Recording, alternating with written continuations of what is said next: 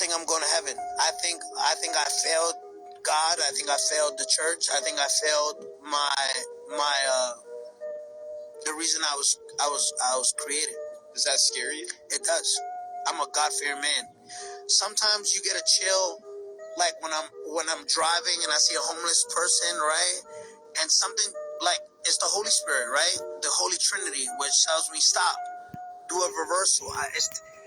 It's that guilty conscience. What makes us human is conscious, right? You have a soul, like, because we all share the same skin. We all get up, pee, eat. What makes us so different is our soul, our conscience, our beliefs, our faith in God. I feel like Jesus is the only way. It literally is the only way, And I'm a strongly believer in that. And I hate to use this. I hate to use this as an example, but it's probably the best example I could give. Like, look at Tekashi 6ix9ine. Look at Daniel Hernandez. Look at Tekashi 6ix9ine. How much chaos, how much drama the persona has caused.